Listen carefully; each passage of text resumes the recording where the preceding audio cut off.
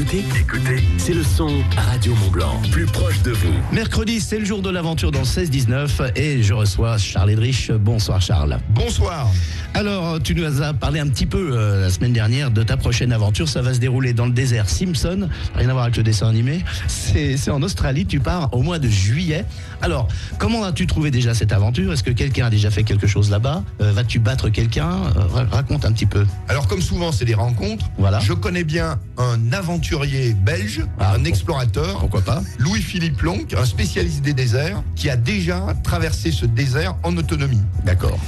Donc 800 km en 35 jours. C'est moins long que l'Atacama déjà. C'est moins long. Ouais. Mais plus dangereux. Plus dangereux, oui. Au niveau L'Atacama, de- il n'y a aucun risque de morsure de serpent, non, par exemple. Si, peut-être sur le bord, quelques scorpions, mais enfin, j'en ai pas vu. Mais sur la partie la plus importante, il n'y a aucune vie animale. Donc, ça clarifie un petit peu le débat. Et puis, je marche aussi sur les traces de l'exploratrice suisse, cette Oui. fois-ci, Sarah Marquis. Voilà, il y a peu de monde donc qui va là-bas. C'est marrant, il y a eu une Suissesse, un Belge, et maintenant on aura un Français. Voilà. Et donc là, je pars sur les traces de Louis-Philippe Lonck pour essayer de gagner 10 jours, 10 jours. au moins 10 jours, sur sa traversée. Alors tu pars avec le même matériel que pour l'Atacama? Alors, à Ou l'instant... que tu vas peut-être améliorer, je sais pas. Voilà, alors, donc, il y a simplement une question qui se pose. Dans ce désert, il y a de l'herbe à chameau, c'est-à-dire des petits monticules de sable avec un petit peu d'herbe dessus.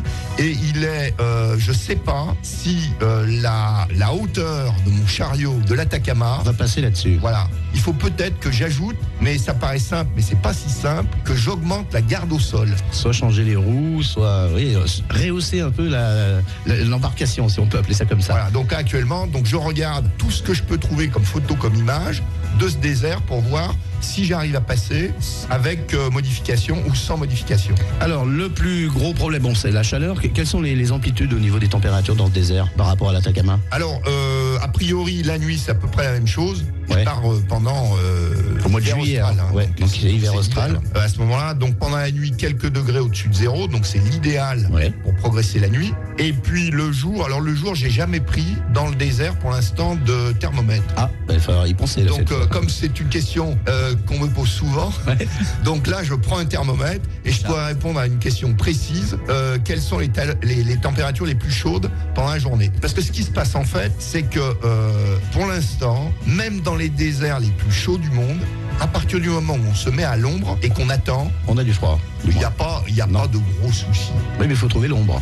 Oui, alors là, j'ai de l'ombre en permanence, je me mets sous mon chariot. Donc l'ombre, j'ai un parasol en permanence à portée de main. Ok. Voilà, exactement. Merci, à mercredi Charles. Merci. Radio Mont-Blanc, au sommet de la musique.